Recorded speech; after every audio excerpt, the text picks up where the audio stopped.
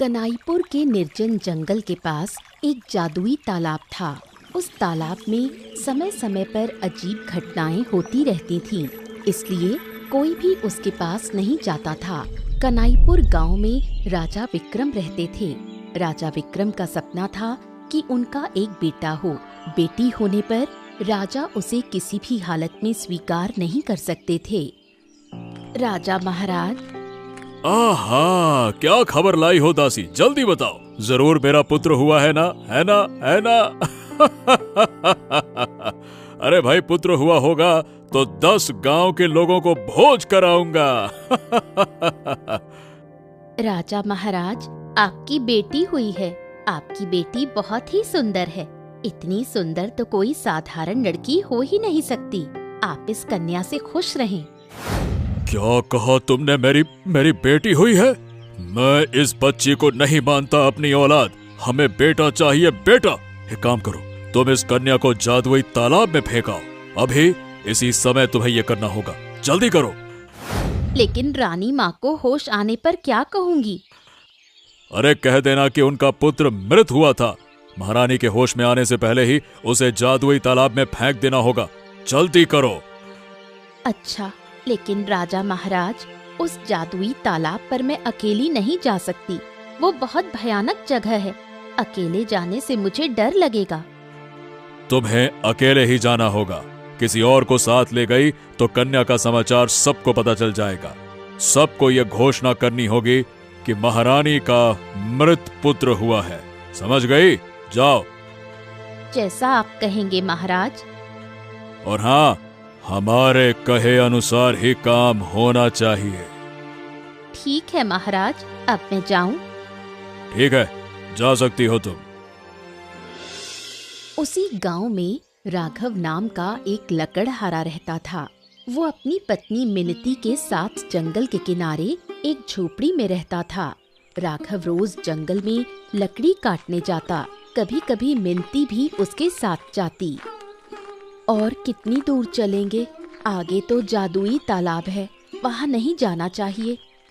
हाँ, अरे बस थोड़ा सा और आगे चलो, आने वाला है। चलो चलो चलो, आ जाओ। लकड़ी बेचकर हमारा गुजारा ठीक ठाक चल ही जाता है। अगर हमारा एक बच्चा होता तो हमारी जिंदगी और भी सुखी होती। अरे ऊपर वाले ने हमारे नसीब में संतान नहीं रखी। बच्चे की बात सोचते ही दिल बैठ जाता है। संतान ना हो तो माँ बाप की कोई कीमत नहीं रहती। तुम दूसरी शादी कर लो। अगर दूसरी शादी से बच्चा हो गया तो? अरे नहीं नहीं नहीं नहीं, ये कैसी बातें करती हो? मैं दूसरी शादी वादी नहीं करूंगा। फालतू की बातें मत करो। मुझे लग रहा है जैसे किसी नवजात शिशु की रोने की आवाज आ रही है। तुम भी सुन रहे हो? हाँ हाँ हाँ, मैं सुन रहा हूँ। चलो आगे देखते हैं। चलो चलो चलो। आगे तो वही जादुई तालाब है। अरे हिम्मत करके चलो, बच्चे की आवाज वहीं से आ रही है। चलो। देखो देखो, तालाब में एक बड़ा घड़ा तैर रहा है। उसके अंदर एक नन्ही सी बच्ची है। अरे चलो यहाँ से भाग्यवान, वरना मुसीबत हो जाएगी। चलो। कहीं नहीं जाऊंगी। इस बच्ची को हम घर ले चलेंगे। अरे तुम समझ नहीं रही हो, ये जादुई तालाब है। इसमें उतरने पर हम जिंदा नहीं लौट पाएंगे, समझो। मुझे लगता है ऊपर वाले ने हम पर कृपा की है। तुम ऊपर वाले का नाम लेकर बच्ची को ले आओ। अच्छा, जा रहा हूँ। ठीक, आज से ये हमारी बिटिया है ना? कितनी सुंदर बच्ची है, बिल्कुल राजकुमारी जैसी। देखो। अच्छा ये बताओ, इसका नाम क्या रखें? इसका नाम राधिका होगा। हाँ, आज से राधिका के साथ हमारी नई जिंदगी शुरू होगी। आज हमें लकड़ी काटने की जरूरत नहीं। चलो घर चलते हैं। हाँ चलो। महाराजा ने बेटी को जादुई तालाब में फेंकने के ठीक 1 साल बाद पुत्र प्राप्त किया। लेकिन इतने वर्षों बाद क्या राजा सुखी है? गद्दी पर बैठने की चाह में आज हमारे अपने बेटे ने हमें कैद कर दिया। कुछ सालों के बाद तो उसे अपने आप ही गद्दी मिल जाती। लेकिन क्या बेटा अपने माँ बाप को कैद कर सकता है? पहले तो उसमें सत्ता का लालच नहीं था, अचानक ऐसा क्या हो गया कि अभी गद्दी चाहिए? हमारी सबसे बड़ी गलती थी उसका विवाह करना। विवाह के बाद ही उसमें बदलाव आ गया। शादी के 3 महीने के भीतर ही हमें कैद कर लिया। जिस बेटे के जन्म पर मैंने 10 गांव को भोज दिया था, उसी बेटे ने हमें कैद कर दिया। सब याद है। 22 साल पहले मैंने मृत संतान को जन्म दिया था। अगर मेरी पहली संतान जीवित होती तो आज हमारा ये हाल न होता। हाँ, अब ये सब कुछ भूल जाओ। दुख करने से कुछ नहीं होगा। माँ मृत संतान को भी नहीं भूल सकती। आपके लिए भोजन लाया गया है। हमारे लिए सूखी रोटी और दाल? अरे, क्या यही खाना हमें दिया जाएगा? मेरे बस में कुछ नहीं है। मुझे जैसा आदेश मिलता है वैसा करती हूँ, वरना मेरी जान पर बन जाएगी। मुझे ये खाना खाने में कोई तकलीफ नहीं होगी, मैं खा लूंगी। रानी माँ, आपको देखकर मेरा दिल दुखता है। इतनी अच्छी इंसान होकर आपकी ये हालत सहन नहीं होता। तू मन छोटा मत कर, हमारे भाग्य में यही लिखा था। रानी माँ, मैं अब चलती हूँ। मौका मिला तो आपसे मिलने आऊंगी। ठीक है, तू जा। 22 साल की राधिका अपूर्व सुंदरी बन चुकी थी। उसकी सुंदरता ऐसी थी कि जो एक बार उसे देख ले नजरें हटा नहीं पाता। माँ पिताजी सुबह सुबह लकड़ी काटने चले गए, मैं भी जाऊंगी। तू कहीं नहीं जाएगी, दिन भर इधर उधर घूमती रहती है। तेरा मन घर में बिल्कुल नहीं लगता क्या? घर में रहकर क्या करूं? जंगल के पक्षी, फूल पत्तियों से बातें करना मुझे अच्छा लगता है। तेरी उम्र अब 22 साल हो गई है। इस उम्र में इतनी चंचलता ठीक नहीं। जब मैं छोटी थी तब तो आप मुझे बाहर जाने ही नहीं देते थे, हमेशा घर में बंद रखते थे। अकेले बाहर जाती तो तेरा नुकसान हो सकता था, इसलिए नहीं जाने देती थी। अब तो मैं बड़ी हो गई हूँ, मैं बाहर घूमूं तो इतनी चिंता क्यों करती हो? चिंता क्यों ना करूं, तू हमारी इकलौती संतान। तू आंखों से ओझल होती है, दिल बैठ जाता है। माँ, जानती हो जंगल के किनारे पर एक तालाब है। जब मैं वहाँ खड़ी होती हूँ तो उसका पानी अजीब सा चमकने लगता है। तू कभी वहाँ मत जाना, वो जादुई तालाब है। वहाँ गई तो तेरा नुकसान हो जाएगा। मैं तुझे मना करती हूँ, कभी मत जाना। लेकिन माँ, मुझे तो वहाँ खड़े होकर कोई डर नहीं लगता, उल्टा लगता है तालाब मुझे बुला रहा है। मैं बस हैरान होकर देखती रह जाती हूँ। ओ मेरी बेटी, तू ही हमारे लिए सब कुछ है। तुझे कुछ हुआ तो हम जिंदा नहीं रहेंगे। तू अब कभी जादुई तालाब के पास मत जाना। अच्छा माँ, जब आप इतना मना कर रही हैं तो मैं अब कभी वहाँ नहीं जाऊंगी। मेरी अच्छी बेटी। राजा का इकलौता बेटा राहुल। कुछ महीने पहले ही बहुत धूमधाम से श्याम नगर के जमींदार की बेटी टीना के साथ राहुल की शादी हुई। शादी के कुछ दिन बाद ही राहुल ने सत्ता पर कब्जा कर लिया और राजा रानी को कैद कर दिया। शादी के बाद तुम मुझे एक बार भी घुमाने नहीं ले गए। मुझे सैर पर ले जाना ही होगा। ओहो, ले जाऊंगा भाई, ले जाऊंगा। अभी अभी तो सत्ता मिली है। अरे इस सत्ता को समझने दो। राजमहल में बहुत पुराने लोग हैं, उनकी छटनी करनी पड़ेगी। अपने लोगों को लाना पड़ेगा, तब समझ में आएगा ना। घूमने जाने से पहले तुम्हारे बूढ़े माँ बाप को वनवास देना होगा। अगर किसी तरह बाहर निकलकर उन्होंने फिर से राजमहल का कामकाज संभाल लिया तो बड़ी मुसीबत हो जाएगी। ये तुमने ठीक कहा। एक काम किया जाए, जंगल के पास एक जादुई तालाब है, वही तालाब के किनारे माँ बाप को बांधकर छोड़ देना चाहिए। सुना है कि वहाँ जिसे छोड़ दिया जाए वो फिर कभी जिंदा वापस नहीं आता, है ना? क्या कहती हो? तो फिर बहुत अच्छा होगा। तुम खुद जाकर बांध कर आओगे। दूसरों पर भरोसा नहीं किया जा सकता। अरे मैं तो जाऊंगा ही, साथ में दासी को भी ले जाना होगा। दासी बहुत वफादार है, जैसा कहा जाएगा वैसा ही करेगी। मेरे पिताजी ने राजमहल का कामकाज देखने के लिए कुछ लोग भेजे हैं। वो कल से काम शुरू करेंगे। हाँ, कल एक बार गांव जाना होगा। मेरे साथ मंत्री रहेगा। जिन लोगों ने लगान नहीं दिया उनसे किसी तरह का लगान वसूलना ही होगा। किसी तरह की रियायत नहीं दी जाएगी। अच्छा, अब राजमहल की बातें रहने दो। हम घूमने कहाँ जाएंगे इस बारे में सोचते हैं। कहाँ जाना ठीक रहेगा बताओ। हम नील नदी देखने जाएंगे। नील नदी की सुंदरता हम दोनों मिलकर देखेंगे। सच? मुझसे और इंतजार नहीं हो रहा। मन कर रहा है अभी चले। अरे थोड़ा सब्र करो, अगले महीने ही हम रवाना होंगे। ठीक है, जब तुम कहोगे तभी चलेंगे। हाँ, कल सुबह सुबह उठना होगा। देर से सोए तो सुबह उठ नहीं पाएंगे। मिनती किसी भी हालत में राधिका को अकेले बाहर निकलने नहीं देती। मिनती के मन में हमेशा एक डर बना रहता है। राधिका भी आजकल अकेले बाहर नहीं जाती। वो अपने पिता राघव के साथ कभी कभी जंगल जाती है। अरे बिटिया रानी, अगर तू मेरे साथ ना भी आती तो चलता। मुझे तो लकड़ी काटने में बहुत समय लगेगा। अब तो इतनी देर क्या करेगी बता। पिताजी, मुझे घर पर बैठे रहना बिल्कुल अच्छा नहीं लगता। मैं भी आपके साथ लकड़ी काटूंगी। बिल्कुल नहीं, लकड़ी काटेगी तो तेरे हाथ में छाले पड़ जाएंगे। पढ़ने दो ना, आपके भी तो हाथों में छाले पड़ते हैं।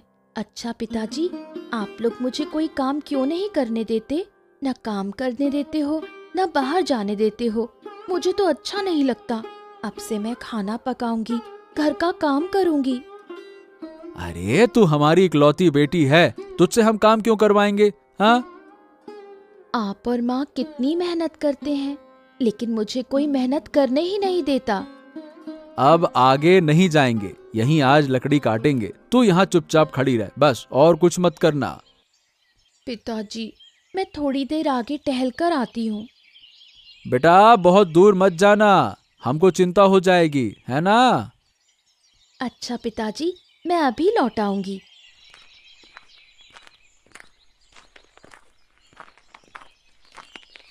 कौन है तू बेटी?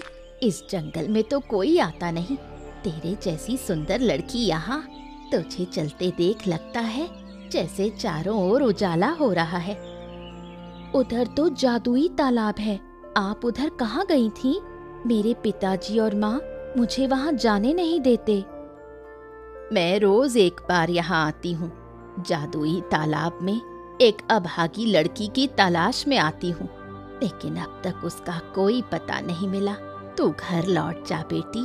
अकेले जंगल में घूमेगी तो तेरा नुकसान हो सकता है। जंगल के पास ही हमारा घर है, इसलिए डर नहीं लगता। और फिर मैं अकेली नहीं आई, मेरे पिताजी मेरे साथ हैं। उधर ही है मेरे पिताजी। बेटी, जरा तेरा हाथ तो देखूं। ये क्या? तेरे हाथ में तो वही तीर का निशान है। मैं ये क्या देख रही हूँ? मेरे पिताजी बुला रहे हैं, मैं जा रही हूँ। 22 साल पहले जिस लड़की को मैंने तालाब के पानी में बहा दिया था, उसके हाथ में भी बिल्कुल ऐसा ही तीर का निशान था। ये लड़की कौन है? 22 साल से मैं रोज एक बार इस जादुई तालाब के पास आती हूँ। अगर कभी उसका कोई पता मिले, मुझे उस लड़की की सच्चाई जाननी ही होगी। कई दिन बीत गए। राहुल और टीना ने तय कर लिया कि राजा और रानी को जादुई तालाब के किनारे बांधकर रखेंगे। आखिरकार उन्होंने ये फैसला किया कि आधी रात को दासी के साथ मिलकर राजा रानी को जंगल में बांध देंगे। बहुत अच्छे से बांध दिया है, अब ये भाग नहीं पाएंगे। दासी, चलो हम महल वापस चलते हैं। छोटे राजा, आप जाइए, मैं आती हूँ। आपके हाथ और मुंह की रस्सी खोल देती हूँ। रात के भीतर ही यहाँ से भाग जाइए। मैं हुक्म की गुलाम हूँ। राजा जो कहता है वही दासी को सुनना पड़ता है, जैसे 22 साल पहले सुना था।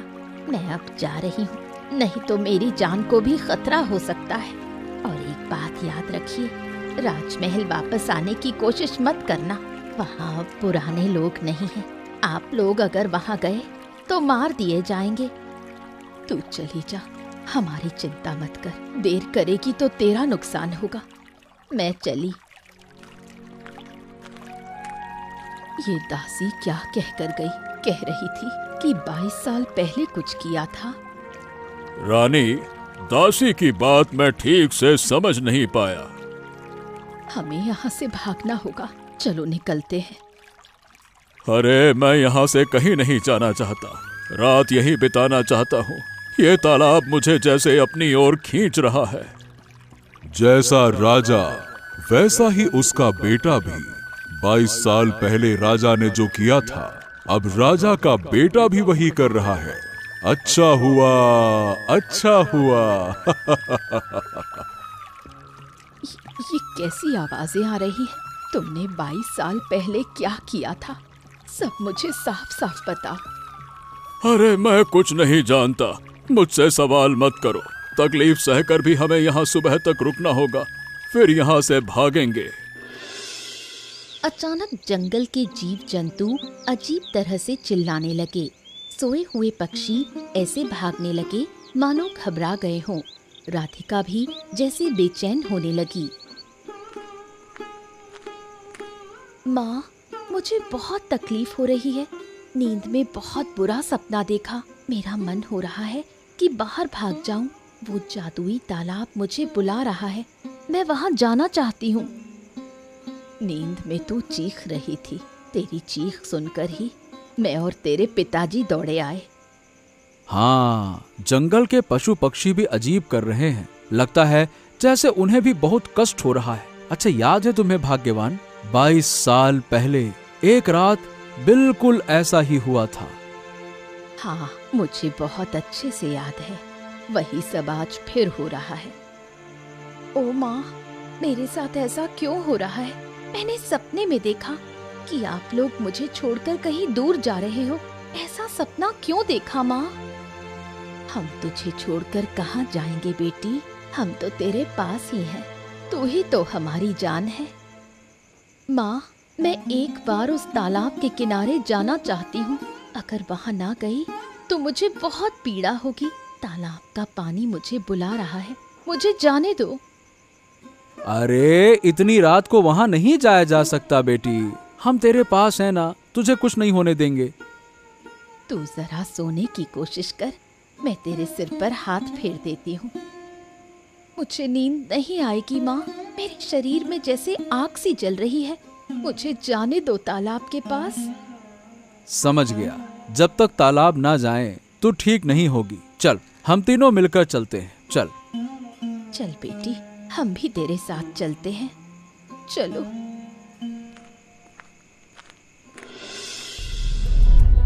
राजा साहब और रानी माँ को महल से विदा लिए हुए कई दिन बीत चुके थे। उधर राहुल और टीना नील नदी की सैर करने निकल पड़े।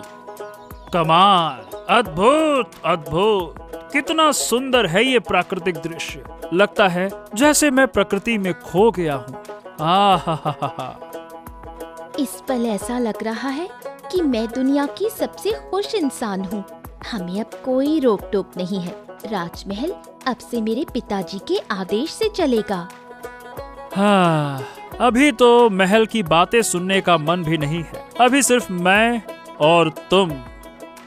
जिंदगी भर हम साथ रहेंगे। कोई भी बाधा हमें अलग नहीं कर पाएगी। हम दोनों हमेशा हर मुसीबत में एक दूसरे का साथ देंगे। अरे वो तो कहना ही क्या।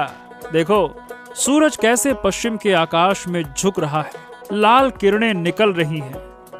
चलो नदी में तैराकी करते हैं। अभी नहीं, इस ढलती शाम में अगर तुम तैरी तो ठंड लग जाएगी। अरे घूमने आए हो और बीमार पड़ गई तो अच्छा लगेगा क्या? हाँ, ये बात तो सही है। अच्छा, आज रात को हम क्या खाएंगे? तुम बताओ, तुम्हें जो अच्छा लगे वही खाएंगे, बताओ। आज हम मुर्ग पुलाव और झींगे की मलाई करी खाएंगे। तो ठीक है, वैसा ही होगा। देखो, नीले पानी के नीचे छोटे छोटे कंकड़ दिखाई दे रहे हैं। मैं ये कंकड़ ले जाऊंगी, इन्हें राजमहल में रखूंगी। हम यहाँ कई दिन रहेंगे और जिस दिन वापस जाएंगे उससे पहले तुम कंकड़ ले लेना, अभी मत लो। देखो, सूरज डूब गया, अब अंधेरा हो जाएगा, नदी का पानी भी नहीं दिखेगा। कल सुबह आकर हम नदी देखेंगे। अब चलो यहाँ से। थोड़ी देर और रुकते हैं, कैसी ठंडी हवा चल रही है, मन को बहुत अच्छा लग रहा है। अच्छा ये बताओ, अगर हम सारी रात यहीं बैठे रहें तो कैसा होगा? बहुत अच्छा होगा, मैं यहीं बैठकर रात बिताना चाहती हूँ। तो ठीक है, वैसा ही होगा। कि राजा और रानी तालाब के पास बेहोश पड़े हैं। तीनों मिलकर उन्हें अपने घर ले गए। इस गरीब लकड़हारे के घर में आपको बहुत तकलीफ हो रही होगी, लेकिन क्या करें, इससे बेहतर इंतजाम नहीं कर सकते। हमें कोई परेशानी नहीं है। गरम भात के साथ अंडे की भुर्जी और कलमी साग खाना बहुत अच्छा लग रहा है। तुम लोग भी हमारे साथ खाओ। नहीं नहीं, पहले मेहमानों को खिलाना चाहिए, हम बाद में खाएंगे। बेटी, तेरी बात सुनकर मेरे दिल में अजीब सा एहसास हो रहा है। तेरी सुंदरता मोह लेने वाली है। ऐसा सुंदर इंसान मैंने पहले नहीं देखा। आप तो इस इलाके के राजा रानी हैं, लेकिन आपकी ये हालत कैसे हो गई? हाँ, हमारे बेटे ने हमें इस हाल में पहुंचा दिया। तुम लोग उस रात अगर वहां नहीं पहुंचते तो शायद हमारी जान चली जाती। लेकिन तुम्हारी बेटी की बातें सुनकर दिल को सुकून मिल रहा है, जैसे जैसे जादू है उसके चेहरे में। सच है बेटी राधिका, तेरे भीतर कुछ तो है कि तेरी बातों से हमारा मन खुश हो जाता है। आप लोग अच्छे हैं, इसलिए ऐसा लग रहा है। नहीं बेटी, पहले कभी ऐसा नहीं हुआ। अब हमें यहाँ से जाना होगा। कब तक यहाँ रहेंगे? आप कहीं मत जाइए, बाहर निकलते ही आपके साथ अनहोनी हो सकती है। एक बार भी जाने की बात मत कीजिए, जब तक खतरा टल नहीं जाता। आप यहीं रहिए। ठीक है बेटी, तेरी बात हम टाल नहीं सकते। नील नदी की सैर करके राहुल और टीना वापस राजमहल लौट आए। राहुल ने राजमहल का कामकाज भी संभाल लिया, लेकिन अचानक एक हादसा हो गया। शिकार के लिए जंगल में गया राहुल जहरीले सांप के काटने से घायल हो गया।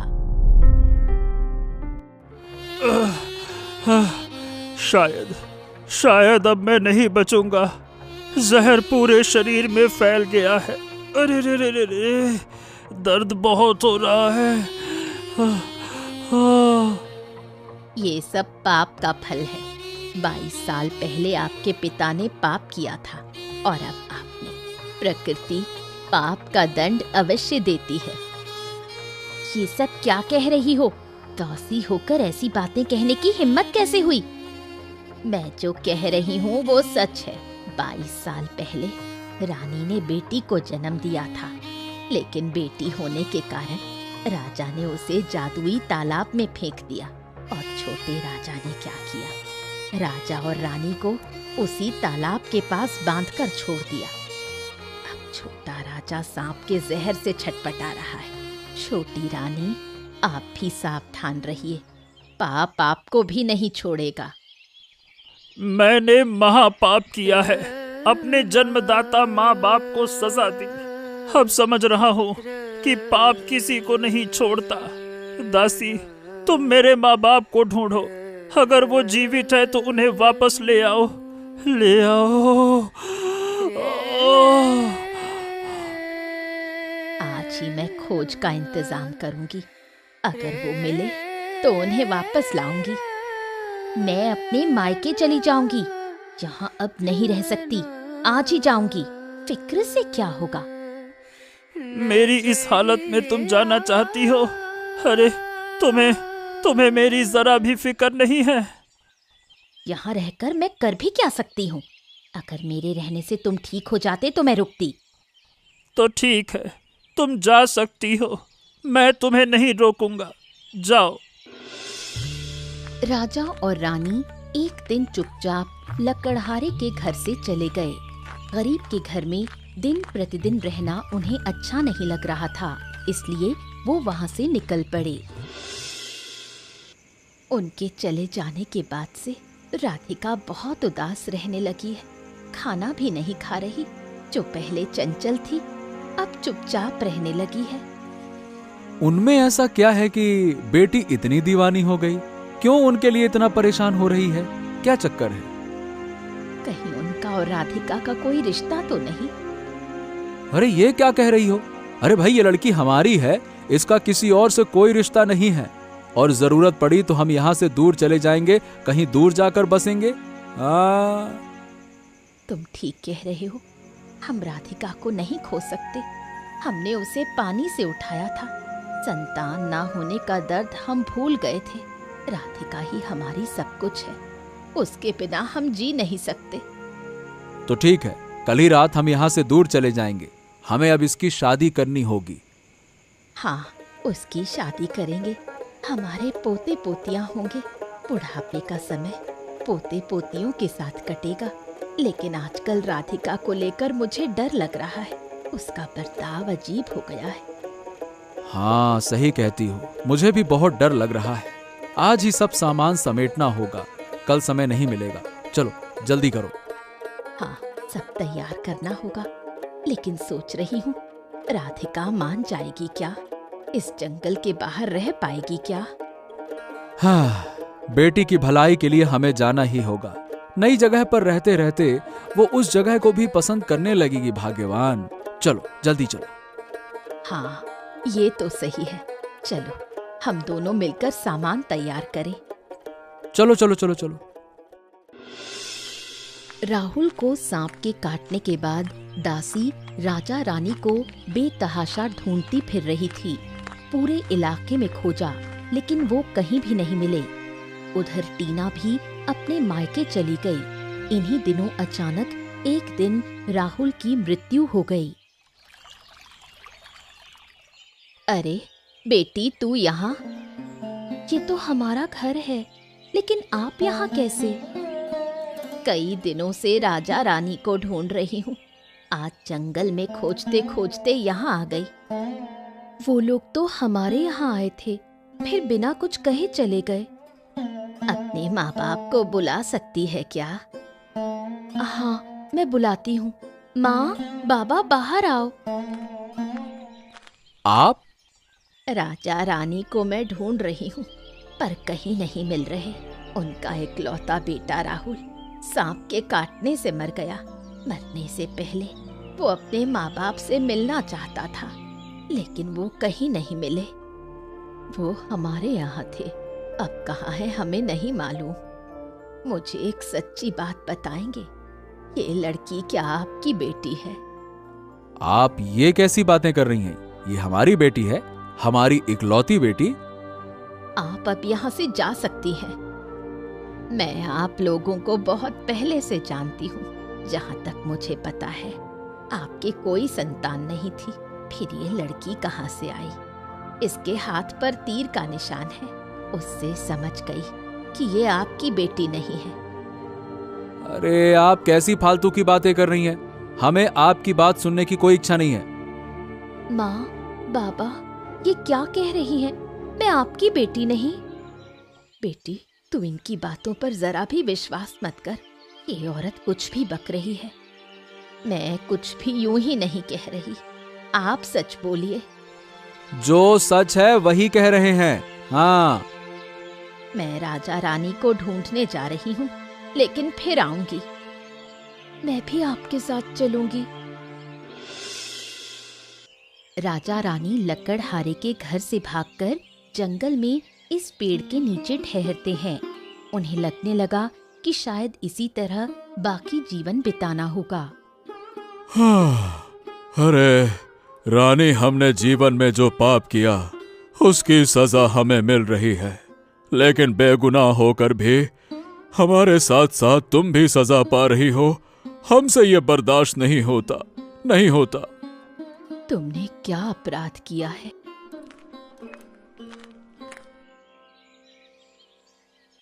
मैं बताती हूँ कि इन्होंने क्या अपराध किया। 22 साल पहले आपने जीवित कन्या को जन्म दिया था। आपके होश में आने से पहले ही उस बच्ची को जादुई पोखर में फेंक दिया गया। ये काम मुझसे राजा ने कराया था। अगर मैं ऐसा नहीं करती तो राजा मुझे खत्म कर देता। उस दिन मैंने एक हांडी में आपकी बच्ची को रखकर पोखर में बहा दिया था। ये राधिका आपकी वही बेटी है। हाँ, हम सुबह जंगल में लकड़ी काटने आए थे, तब पोखर के पानी में बच्चे की रोने की आवाज सुनी। फिर उसे घर ले जाकर अपनी संतान मानकर पाला। राधिका तुम्हारी बेटी है। ये सब मैं क्या सुन रही हूँ? हाँ बेटा, बेटा जो सुन रही हो वही सच है। और एक बात, आपका बेटा सांप के काटने से मर गया। हाँ, यही शायद नियति थी। हमने पाप किया, उसकी सजा हमें मिल रही है। महारानी और मेरी बेटी राधिका, हम आप दोनों से हाथ जोड़कर माफी मांगते हैं। हम जानते हैं कि हम माफी के लायक नहीं हैं, लेकिन फिर भी हमें माफ कर दो और राधिका को हम अपने साथ ले जाना चाहते हैं। हाँ बेटी चलो। नहीं, मैं अपने माँ बाप को छोड़कर कहीं नहीं जाऊंगी। सिर्फ जन्म देने से कोई माँ बाप नहीं हो जाते। आप लोग वापस जाइए। अब से राघव और मिनती राजमहल में रहेंगे। हम सब एक साथ राजमहल में रहेंगे। इसके बाद कई महीने बीत गए। सब लोग राजमहल में सुख शांति से जीवन बिताने लगे। बेटी राधिका को लेकर राजा रानी बहुत खुश थे।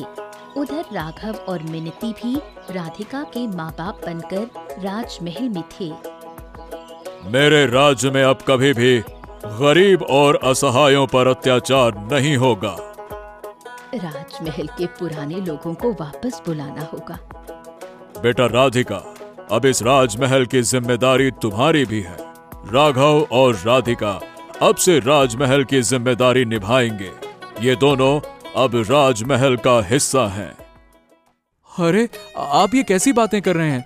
हमें यहाँ शरण दी आपने, बस यही बहुत है। हमें अपनी बेटी के साथ रहने को मिल रहा है। हमारे लिए यही बहुत है। आप लोग जहाँ रहेंगे मैं भी वहीं रहूंगी।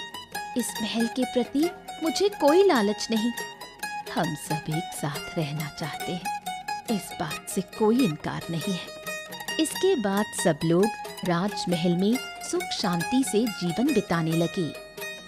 ऐसी ही मजेदार कहानियाँ देखने के लिए हमारे चैनल को सब्सक्राइब करना मत भूलिएगा।